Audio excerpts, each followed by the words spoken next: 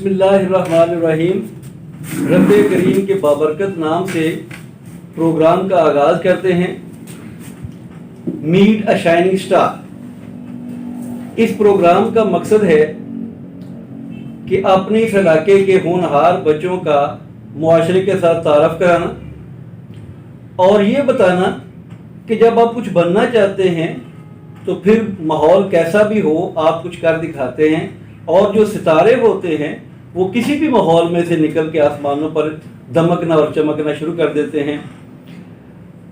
اور سامعین سے اور ناظرین سے اور ویور سے یہ درخواست ہے کہ ہم جو بھی ویڈیو جو ہے اپلوڈ کرتے ہیں اس کو پورا دیکھا کریں. ہمارا بہت زیادہ ایک مقصد ہوتا ہے ہر ایک ویڈیو کے پیچھے. اس میں کوئی مالی جو ہماری رغبت ہے وہ اس میں نہیں ہے. صرف ہم ایک پیغام پہنچانا چاہتے ہیں اور آپ لوگوں کو فائدہ پہنچانا چاہتے ہیں. بچوں کو اپنے اس ویڈیو کی طرف لے کے آئیں تاکہ بچے جو بے روی کا شکار ہیں اور جو ٹک ٹاک اور ایسی چیزوں کو دیکھ دیکھ کے وہ سارا اسی طرف بھاگے چلے جا رہے ہیں، ان کو پتہ چلے کہ جو پرماننٹ عزت ہے، جو پرماننٹ شہرت ہے اور جو فائدہ مندی ہے وہ تعلیم سے ہی حاصل ہوتی ہے اور ایک سٹار بن کے ہی حاصل ہوتی ہے. تو میں آج آپ کا تعارف اسی طرح ایک ستارے سے کراتا ہوں جنہوں نے میڈیکل کے شعبے میں اپنی تعلیم کو مکمل کیا ہے. ہائر ایجوکیشن کے لیے انگلستان بھی گئے، لیکن پینڈیمک جو ہے جس نے ساری دنیا کو متاثر کیا ہے ان کی تعلیم کے اوپر بھی اثر پڑا اور وہ 3-4 ماہ کے بعد انہیں واپس لوٹنا پڑا. لیکن وہ ہمت نہیں ہارے، اپنے تعلیم کو آگے اور بڑھانے کے لیے وہ بالکل تیار ہیں. آج کل وہ یہ کارڈیالوجی جو وزیرآباد ہاسپٹل ہے وہاں جاب کر رہے ہیں. تو ہم چاہیں گے کہ ان کے الفاظ سے ان کا یہ تعارف سنیں اور ان سے پوچھیں کہ انہوں نے اس ماحول میں رہتے ہوئے ایجوکیشن کی تکمیل کیسے کی، کیا کیا مراحل جو ہیں ان کو پیش آئے، کیا کیا مشکلات پیش آئیں. تو میں اب دعوت گفتگو دیتا ہوں سلمان طارق صاحب کو. السلام علیکم، میرا نام ڈاکٹر سلمان طارق ہے اور میں وزیرآباد انسٹیٹیوٹ آف کارڈیالوجی میں as a medical officer job کر رہا ہوں. سب سے پہلے میں شکریہ ادا کروں گا اپنے استاد پروفیسر طارق ظہیر صاحب کا، جنہوں نے آج مجھے موقع دیا کہ میں ان کے ساتھ بیٹھ کے انٹرویو کر سکوں. کیونکہ بچپن سے جو ہمارے استاد تھے اور ہمارے لیے مشعل راہ تھے، اور میں ان کو سلام پیش کرتا ہوں کہ انہوں نے ایسا موقع اختیار کیا کہ وہ نوجوانوں میں اور خصوصاً جو ہے وہ ہمارے جو پڑھے لکھے نوجوانوں کو اپنے تجربے اور اپنے ایکسپیرینس جو ہے شیئر کرنے کا موقع دے رہے ہیں، تاکہ جو ہم سے جو جونیئر ہیں، جو ہمارے بعد میں آنے والے نوجوان ہیں اور جو پڑھائی لکھائی میں بھی جو اپنے کیریئر کا ڈیسیژن لینا چاہ رہے ہیں، ان کو اپنے ڈیسیژن لینے میں اور اپنے ایکسپیرینس میں بہت ہی فائدہ حاصل ہو. اور اس کے علاوہ میں سر کا جو مقصد ہے کہ نوجوانوں کو جو آج کل جو ٹک ٹاک اور دوسری طرح جو مختلف قسم کی بے روی کا شکار ہیں اور جو آج کل ہمارے معاشرے میں جو نیگیٹو امپیکٹ پڑ رہا ہے سوشل میڈیا کا، اس میں جو سر نے جو موقف لیا ہے اس کے لیے میں سر کو سلیوٹ پیش کرتا ہوں. Thank you very much. اب ہم چاہیں گے کہ آپ اپنی جو اکیڈمک جو آپ کا بیک گراؤنڈ ہے، آپ کی اگر فیملی میں دیکھا جائے تو میرا خیال اتنے زیادہ تعلیم کی طرف رجحان بچوں کا نہیں تھا، اور آپ اس ماحول میں رہ کے اور جن کا فادر بھی ادھر نہ ہو، وہ کویت یا ایسی جگہ پہ رہتے تو بچے تو بڑے آوارہ ہو جاتے ہیں. اور آپ کے میں نے سارے بھائیوں کو دیکھا ہے کہ باپ کے کویت ہونے کے باوجود جو ہے وہ انہوں نے اپنے آپ کی اس سوسائٹی سے الگ رکھا اور اپنی تعلیم کی طرف بڑی زیادہ توجہ دی. تو میں اب آپ سے سننا چاہوں گا کہ آپ نے اپنی تعلیم کس طرح سے مکمل کی. سب سے پہلے جو حضور پاک صلی اللہ علیہ وآلہ وسلم نے بھی ارشاد فرمایا کہ انسان کی سب سے پہلی درسگاہ اس کی ماں کی گود ہوتی ہے. تو سب سے پہلے اللہ تعالیٰ میری امی جان کو مغفرت عطا. She was a great lady, she was a great patient lady. بڑی صبر والی خاتون تھی. اللہ تعالیٰ ان کی مغفرت کرے، ان کے درجات بلند کرے. اللہ تعالیٰ جنت میں جزا عطا کرائے ان کو. تو بیسیکلی یہ انہی کی تربیت کا نتیجہ تھا کہ ہم جو ہے وہ ایک نارملی ماڈریٹ بیک گراؤنڈ سے بلانگ کرتے ہوئے بھی بچپن سے ہی شوق تھا کہ پڑھنے لکھنے کے بچپن سے ہی شوق تھا کہ انسان جو ہے وہ پڑھ لکھ کے ایک بڑا آدمی بنے. اور بچپن سے ہی یہ امی جان کی تربیت کی وجہ سے ہی انہوں نے یہ اثر دماغ میں ڈالا تھا کہ بیٹا اپنی پڑھائی پہ لے کے دھیان دو. ان کی ایک خواہش یہ بھی تھی کہ ان کے ایک بیٹے میں سے ایک بیٹا جو تھا وہ ایک حافظ قرآن بھی ہو, لیکن وہ اس پہ ساری عمر جو ہے وہ ایک افسوس, ایک مایوسی سی رہے گی کہ ان کی یہ خواہش جو ہے وہ ان کے لیے ہم پوری نہیں کر سکے. لیکن انسان اپنی فیملی بیک گراؤنڈ میں بھی انسان کا جب مقصد اگر ایک اسٹرانگ ہو تو حالات کو بھی جو ہے وہ مقابلہ کر سکتا ہے. بالکل صحیح بات. ہم معاشرے میں دیکھیں گے کہ جن لوگوں کے لیے والدین جو ڈاکٹر ہوں ان کے لیے ڈاکٹر بننا بہت آسان ہوتا ہے, جن لوگوں کے لیے والدین اگر وکیل ہوں تو ان کے لیے وکیل بننا آسان ہوتا ہے.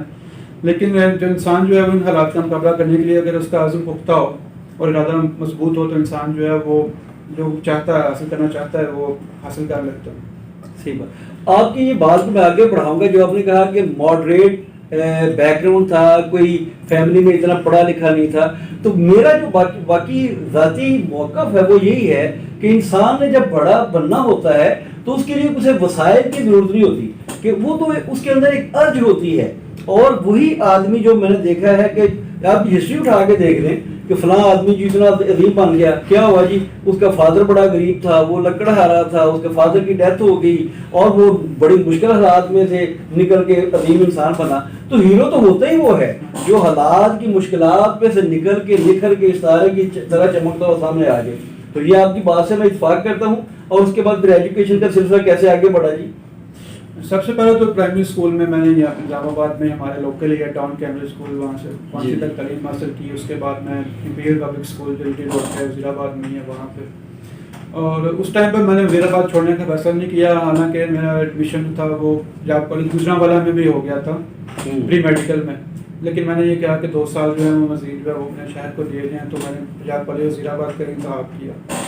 اس کے بعد اللہ کا شکر ہے کہ این ڈی ٹیسٹ میں میرے اچھے نمبر آئے اور پری میڈیکل میں بھی اچھا ہے. تو میرا services institute of medical sciences جو کہ اس وقت پنجاب میں 3rd میرٹ لسٹ پہ آتا ہے, اس جو سروس ہاسپٹل کے ساتھ جو افیلیٹڈ کالج ہے وہاں پہ میرا ایڈمیشن ہو گیا. اس کے بعد 5 سال مکمل کرنے کے بعد سروسز ہاسپٹال میں ہی میں نے ہاؤس جاب کی, اور اس کے بعد ہاؤس جاب مکمل کرنے کے بعد میں رجسٹرڈ میڈیکل پریکٹیشنر بن کے آج کل وزیر آباد انسٹیٹیوٹ آف کارڈیالوجی میں جاب کر رہا ہوں. اچھا, وہ انگلستان والا میں نے تصویریں وغیرہ نا فیس بک پہ دیکھی, میں نے یہ اسٹوڈنٹ ہمارا ڈاکٹر بن کے انگلستان میں نظر آ رہا ہے, تو وہ پینڈیمک نے کیا مسئلہ کریٹ کر دیا کہ آپ کو واپس آنا؟ دراصل ہمارا کیریئر چوائسز میں آپ نے چوز کرنا ہوتا ہے. ہمارا ابھی انیشیل پیریڈ ہے, ہم فریش گریجویٹس ہیں, ہم نے پروفیشنل چوائسز کرنا کہ اپنا کیریئر پاتھ کیا چوز کرنا ہے. تو میں نے چوز کیا کہ میں اپنی تعلیم جو ہے وہ فردر پریکٹس جو ہے وہ تعلیم جو ہے وہ یونائٹیڈ کنگڈم سے کرنا چاہتا ہوں. Very good. اس کے لیے ایگزام پاس کر بھی لیا تھا, لیکن اس کا دوسرا حصہ جا کے ہم نے برطانیہ میں دینا ہوتا تھا. ٹھیک. اب وہ وہاں پہ ہم برطانیہ پہنچے, لیکن کرونا وائرس پینڈیمک میں جہاں دنیا میں اتنا نقصان پہنچایا, سب کچھ متاثر کیا اور ہماری تعلیم کا بھی نقصان ہو گیا, جس کی وجہ سے اب مجھے واپس آنا پڑا. اور اب میں آج کل یہیں وزیر آباد میں ہی کام کر رہا ہوں. اچھا چلیے, یہ تو ہو گیا ہمیں آپ کی ایجوکیشن کا, تو پتہ چل گیا بھی آپ نے انگلستان سے کیوں واپس آئے. اب میں یہ پوچھوں گا کہ اگر آپ ڈاکٹر ہی بنے ہیں تو اس کے بننے کا مقصد کیا تھا؟ 2 مقصد ہو سکتے ہیں یعنی کسی بھی چیز کو جب آپ اچیو کرتے ہیں. ایک تو ہوتا ہے سرو ٹو ہیومینٹی اور دوسرا ہوتا ہے ٹو ارن منی. تو آپ کا پیشن کیا ہے؟ دیکھیں, ہمارے جو تعلیمی معاشرہ ہے اور تعلیمی کیریئر ہے اس کی چوائسیز 2 یا 3 چیزوں پہ بیس کی جاتی ہیں. یا کوئی والدین کی مرضی ہوتی ہے, والدین پریشر میں ڈال کے بچے کو کہتے ہیں کہ بچے نے ڈاکٹر بننا ہے یا انجینئر بننا ہے یا وکیل بننا ہے یا اس طرح کی کوئی پروفیشن چوز کرنا ہے. یا بچے میں خود کوئی انسٹنکٹس ہوتی ہیں, بچہ سوچنا چاہ رہا ہے کہ اگر میں آرٹ میں جانا چاہ رہا ہوں یا کمپیوٹر سائنس میں جانا چاہ رہا ہوں یا میں کچھ اور کام بیرسٹر وغیرہ لائر وغیرہ بننا چاہ رہا ہوں. یہ پیرنٹس کا بڑا زیادہ رول بھی ہوتا ہے. اور انسان جو ضروریات ہیں, اگر دیکھیں آپ اس چیز کو ڈینائی نہیں کر سکتے, اگر ایک آدمی کہہ رہا ہے کہ میں یہ کام پیسے کرنے کے لیے بنا ہوں تو پیسہ اس وقت کی سب سے بڑی ضرورت ہے. صحیح. اور آپ کو پتہ ہے کہ ضرورت کے بغیر آگے جو ہے وہ کسی چیز کی نہیں چلتی. اور پھر ریاست انسانیت خدمت کا شعبہ. تو یہ جب آپ ایک آئیڈیل پروفیشن آپ نے چوز کرنا ہے تو آپ کو ان 3-4 چیزوں میں سے چیزیں آپ نے چوز کرنی ہوتی ہیں. تو میرا جو میڈیکل کیریئر چوز کرنے کا جو ڈیسیجن تھا وہ میرے ایک تو میڈیکل پروفیشن کے لیے پیشن تھا اور میں انٹرسٹڈ تھا میڈیکل سائنسز میں شروع سے ہی, اور میرے والدین نے بھی ڈیسیجن کو سپورٹ کیا. یہ نہیں کہ میرا ڈیسیجن والدین کی مرضی کی انفلوئنس, انہوں نے سپورٹ کیا, ان کو پسند بھی بہت کیا. اور اس کے بعد یہ ہے کہ انسانیت کی خدمت کا بھی ایک نادر موقع ہے جو انسان جو ہے ڈاکٹر بن کے دیکھیں باقی چیزیں تو آپ کو ملنی ہیں، جب آپ انسانیت کی خدمت کرتے ہیں تو ان کے دل سے جو دعائیں نکلتی ہیں وہ آپ کے معاشرے میں عزت کو بڑھاتی ہیں، مالی طور پر استحکام دیتی ہیں. تو اس کا مطلب یہ ہوا کہ آپ انسانیت کی خدمت کو ترجیح دیتے ہیں، سب سے مقدم رکھتے ہیں. باقی تو باقی چیزیں تو چلتی رہتی ہیں اور یہ آئندہ بھی جو ہے نا یہ چلتا رہنا چاہیے، کیونکہ ہم سب لوگ جو ہیں انسانیت کی خدمت کرنے کے لیے. اب یہ دیکھیں ذرا کہ ڈاکٹر صاحب جو ہیں وہ بعض اوقات یہ اکثر لوگ یعنی ہمارے وہ پروگراموں کے کمنٹس میں بھی کہتے ہیں کہ بھائی ڈاکٹر جو ہیں وہ دوائیاں جو ہے وہ میڈیکل اسٹور کے ساتھ اٹیچ ہوتے ہیں اور دوائیاں جو ہماری ضرورت سے زیادہ یعنی وہ نہیں بھی ضرورت ہوتی تو وہ پرچی بنی ہوتی ہے ادھر جا کے پھر ٹیسٹ اتنے زیادہ لکھ دیتے ہیں کہ ایک آدمی جو ڈاکٹر کی فیس تو فرض کرو 500 روپیہ ہے لیکن باہر ادھر میڈیکل اسٹور پہ فلانی جگہ پہ ہزاروں روپے لگ جاتے ہیں. تو یہ غریب آدمی یہ کیسے کرے؟ تو آپ اس کے بارے میں کیا کہیں؟ دیکھیں سب سے پہلے جو اب ہم اس ریاست کے شہری ہیں اور ریاست جو ہے وہ ہر شہری کی ماں ہوتی ہے اور صحت اور تعلیم یہ دو ایسے نادر موقع ہیں جس کی ذمہ داری کلاً 100% ریاست پہ جانی چاہیے. اگر ہمارے معاشرے میں ایسے پریکٹسز ہو رہی ہیں کہ عوام کو سرکاری اسپتال سے علاج نہیں مل رہا، عوام جو ہے پرائیویٹ اسپتال میں جا رہی ہے اور وہاں پہ کمیشن کا سلسلہ ہے، وہاں پہ دوائیاں جو ہے وہ پرچیاں وہ کمیشن طے کر کے دی جاتی ہیں، ٹیسٹ وغیرہ کے نمبر پورے کیے جاتے ہیں، گنتی پوری کی جاتی ہے، بعد میں منتھلی ریسیو کی جاتی ہے. تو اس میں سب سے بڑا فیلئر جو ہے وہ ہماری ریاست کا ہے. اب آپ ایک سرکاری اسپتال میں ایک مریض کو لے کے جائیں اور وہاں سے وہ سہولت نہ ملے تو اس نے تو اپنی بیماری کا علاج اس نے تو کروانا ہے، اس کی تو مجبوری ہے. تو وہ پھر پرائیویٹ میں آئے گا تو پرائیویٹ میں جو ہے مریض جو ہے وہ اس طرح کے لٹتا ہے ہمارے عوام کے مافیا کے ہاتھوں. لیکن اب الحمدللہ ایسی پریکٹس جو ہے وہ کافی کم ہو گئی ہے، کم ڈسکریج ہو گئے ہیں. ہاں اور ڈاکٹروں کو بھی احساس ہو گیا کہ بیماری یا تکلیف یا کرونا نے کافی زیادہ لوگوں کو سیدھا کر دیا ہے کہ دیکھو یہ دولت کتنی کٹھی کر لو گے آپ انسانیت کی خدمت کے جذبے سے. یہ بھی آپ انسان جیسے آپ یعنی بتا رہے تھے یعنی کیمرے کے اوپر ہماری بات ہو رہی تھی کہ وہ کہتے تھے یار ہم جب اپنے سامنے پیشنٹ ہم دیکھتے تھے کرونا کے تو ہمیں اپنے آپ پہ رونا آتا تھا کہ ہم اتنی زیادہ تعلیم اتنی زیادہ ہماری ایجوکیشن میڈیکل شعبے کے اسپیشلسٹ لوگ ہم کتنے بے بس ہیں کہ انسان جو ہے ہمارے سامنے تڑپ رہا ہے ہم اس کا علاج نہیں کر سکتے.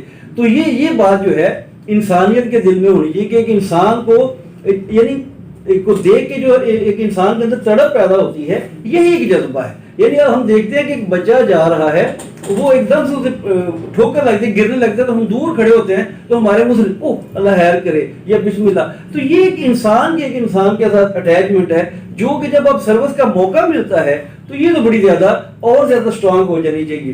تو اب یہ ہم آپ کا موجودگی کا فائدہ اٹھاتے ہوئے ہم آپ سے کچھ ٹپس پوچھیں گے. وہ اکثر لوگوں نے ہمیں نا کیا ہے کہ بھئی اگر ہم نئی ڈاکٹروں کے پاس جاتے یہ گھر میں بیٹھے ہیں تو ایک دم ہمارا بلڈ پریشر جو ہے وہ کیسے ہمیں پتہ چلے گا ہائی ہو گیا ہے یا کیسے پتہ چلے گا لو ہو گیا ہے. اور اگر ہم یہ پتہ لگا لیں تو اگر ہائی پتہ ہوگا تو اس کے لیے کیا پریکاشن لیں یعنی فرسٹ ایڈ کے طور پہ, اور اگر لو ہو رہا ہے تو پھر کیا کرنا چاہیے؟